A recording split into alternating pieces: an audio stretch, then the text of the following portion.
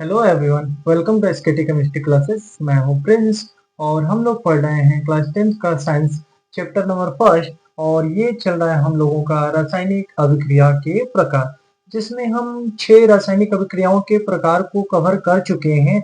ये हमारा 7वां रासायनिक अभिक्रिया के प्रकार होने वाला है, जो कि है हमारा अपचयन अभिक्रिया।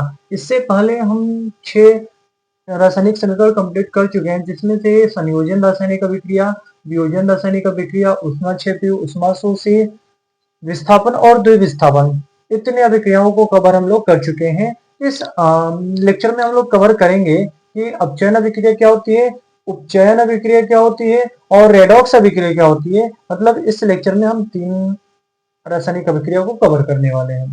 तो चलिए स्टार्ट करते हैं हम अपना पहला रासायनिक अभिक्रिया से, जो कि है अपचयन रासायनिक अभिक्रिया। अब देखिए, अपचयन का मतलब क्या होता है। अपचयन का मतलब ये होता है कि जब कोई रासायनिक अभिक्रिया होती है तो उस रासायनिक अभिक्रिया में या तो हाइड्रोजन किसी दूसरे से चिपक जाएगा, जाकर मतलब जुड़ जाएगा, या किसी दूसरे से ऑक्सीजन हट जाएगा। अगर हाइड्रोजन जुड़ता है तब बोलेंगे अपचयन हुआ है, या ऑक्सीजन हट रहा है तब बोलेंगे कि हम क्या हुआ है, अपचयन हुआ है। या एक और तीसरा है, जो कि है हमारा इलेक्ट्रॉन से संबंधित। अगर कोई चीज इलेक्ट्रॉन को ग्रहण कर रहा है तब वो अपचयन करा रहा है। ठीक, तो उसके बारे में हम अभी नहीं पढ़ सकते क्योंकि हमको उतना समझ में नहीं आएगा, लेकिन हमको तो पूरी तरह से समझ में आ जाएगा। हाइड्रोजन जुड़ेगा या ऑक्सीजन हटेगा तब अपचयन होने वाला है। क्लियर है? तो परिभाषा एक बार देख लेते हैं, फिर एग्जाम्पल देखते हैं। पहला क्या है, जिस रासायनिक अभिक्रिया में हाइड्रोजन का योग, हाइड्रोजन जुड़े, ऑक्सीजन का रस या ऑक्सीजन हटे, क्या कहलाता है, अपचयन रासायनिक अभिक्रिया कहलाती है। इसमें दो चीज बहुत इंपॉर्टेंट है, या तो हाइड्रोजन का योग होगा या तो ऑक्सीजन की कमी होगी। तीसरा हम ऐड कर सकते हैं, यदि कोई तत्व इलेक्ट्रॉन ग्रहण कर रहा है मतलब वो अपचयन कर रहा है। जैसे Cl है, अपना अष्टक पूरा करने के लिए एक इलेक्ट्रॉन लेता है तो क्या बनाता है, Cl-। तो इस अभिक्रिया में क्या हुआ है, रिडक्शन हुआ है, अर्थात अपचयन हुआ है। तो अगर समझ में आए तो अच्छी बात है, नहीं आए तो कोई बात नहीं, ये हमारा इंपॉर्टेंट है नहीं। मेन हमारा दो ही इंपॉर्टेंट है, उसको याद रखना है, या तो हाइड्रोजन जुड़ेगा या तो ऑक्सीजन हटेगा। अब देखते हैं इसका एग्जाम्पल। एग्जाम्पल बहुत आसान है। जैसे हम N2 लेते हैं, H2 लेते हैं और बनता है NH3। संयोजन अभिक्रिया में इस अभिक्रिया को पढ़ चुके हैं हम। नाइट्रोजन हाइड्रोजन के साथ अभिक्रिया करके NH3 बनाता है, बैलेंस करेंगे 2 और यहाँ पे आ जाएगा 3। यहाँ पे हम क्या देख रहे हैं, नाइट्रोजन से हाइड्रोजन जाके चिपक जा रहा है, मतलब नाइट्रोजन से हाइड्रोजन का जुड़ना। नाइट्रोजन से हाइड्रोजन का जुड़ना क्या कहलाता है, अपचयन कहलाता है। नाइट्रोजन से हाइड्रोजन जुड़ा, अपचयन हो गया। या कार्बन प्लस जिंक ऑक्साइड, यहाँ से क्या बनाएगा, कार्बन मोनोऑक्साइड प्लस का जिंक। यहाँ क्या हो गया, जिंक से कार्बन हट गया है, जिंक से कार्बन हट गया है, सॉरी जिंक से ऑक्सीजन हट गया है और ये कार्बन के साथ जाके जुड़ गया है। मतलब जिंक ऑक्साइड से जिंक में जाना, जिंक ऑक्साइड में से ऑक्सीजन हटा, केवल जिंक बच गया। तो यहाँ पे कौन सी अभिक्रिया हो रही है, तो यहाँ पे अभिक्रिया हो रही है अपचयन, क्योंकि यहाँ से ऑक्सीजन की कमी हुई है। तो यहाँ पे ऑक्सीजन हट रहा है, यहाँ पे हाइड्रोजन जुड़ रहा है, तो इन दोनों कंडीशन में कौन सी अभिक्रिया होगी, इन दोनों कंडीशन में अपचयन अभिक्रिया होगी। डाउट नहीं होनी चाहिए, बहुत सिंपल सी बात है। या तो हाइड्रोजन जुड़ेगा या तो ऑक्सीजन हटेगा, ये दोनों कंडीशंस में होंगे चयन अभिक्रिया। ठीक, अब इसी का जस्ट अपोजिट है उपचयन अभिक्रिया। यहाँ पे हम देख लेते हैं उपचयन अभिक्रिया क्या होगा, उसको बोलते हैं ऑक्सीडेशन रिएक्शन। उपचयन या ऑक्सीकरण अभिक्रिया, इसको बोलते हैं इंग्लिश में ऑक्सीडेशन रिएक्शन। ऑक्सीडेशन रिएक्शन, अपचयन या ऑक्सीकरण अभिक्रिया। इसमें क्या होता है, जस्ट इसका अपोजिट हो जाएगा, यही कंडीशंस अपोजिट हो जाएंगे, उल्टा हो जाएंगे। क्या हो जाएगा, जिस रासायनिक अभिक्रिया में हाइड्रोजन की कमी या ऑक्सीजन का योग होता है, हाइड्रोजन की कमी, यहाँ पे क्या होने वाला है, हाइड्रोजन की कमी होने वाली है। वाले में क्या होता था, ऑक्सीजन की कमी, इसमें क्या होगा, हाइड्रोजन की कमी। इसमें क्या होता था, हाइड्रोजन का योग, इसमें होगा ऑक्सीजन का योग। यहाँ पे क्या हो जाएगा, ऑक्सीजन का योग। यहाँ पे हो रहा था इलेक्ट्रॉन का ग्रहण, यहाँ पे होगा इलेक्ट्रॉन का त्याग। मतलब ये तीन कंडीशंस जहां हमको दिख जाएंगे, हम बोलेंगे वहां पे हो रही है oxidation reaction. For example, carbon plus oxygen बनाएगा कार्बन डाइऑक्साइड। कार्बन ऑक्सीजन के साथ जाके चिपक गया है, मतलब ऑक्सीजन का योग हुआ, ऑक्सीजन का योग होता है तो हम बोलते हैं अभिक्रिया हुई है उपचयन। H2O का इलेक्ट्रोलाइसिस कराइए, H2 में और O2 में टूट जाएगा, मतलब जल से ऑक्सीजन का हटना, सॉरी, हालांकि यहाँ पे दोनों हो रहा है, हम ये बोल सकते हैं जल से H2 का हटना क्या कहलाएगा, क्या कहलाएगा, उपचयन कहलाएगा।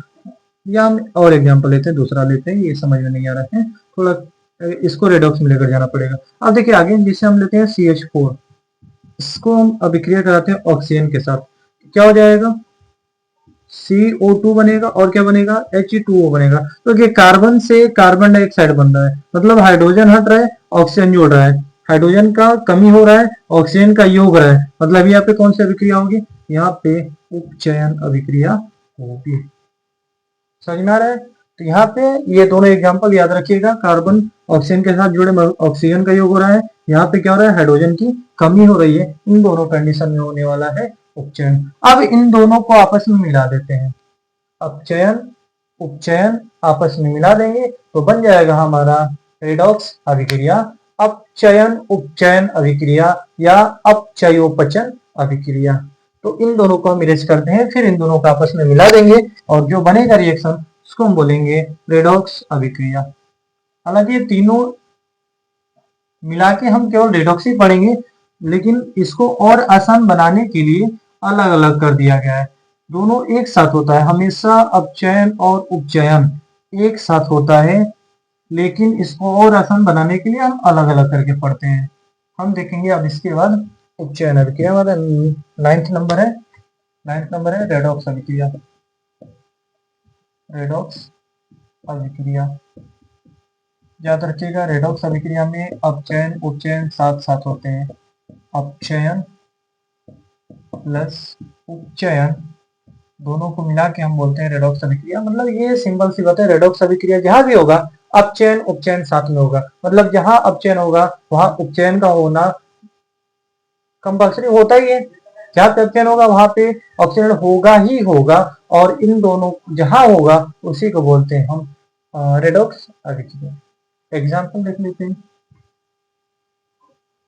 CH4 प्लस का O2 क्या होगा, CO2 प्लस का H2O क्या हो जाएगा, यहाँ पे देखिए कार्बन क्या बनाएगा, CO2, मतलब यहाँ पे क्या हो रहा है, ऑक्सीजन का योग, कार्बन में कौन जोड़ रहा है, ऑक्सीजन, तो यहाँ पे क्या हो रहा है, ऑक्सीजन का योग। लेकिन यहाँ पे देखिए ऑक्सीजन किस में जा रहा है, जल में, मतलब ऑक्सीजन में कौन जोड़ रहा है, हाइड्रोजन, तो हाइड्रोजन का जो जोड़ना मतलब हाइड्रोजन का योग हो रहा है, तो हाइड्रोजन का योग होगा तो रिडक्शन मतलब अपचयन, ऑक्सीजन का योग होगा ऑक्सीडेशन मतलब उपचयन।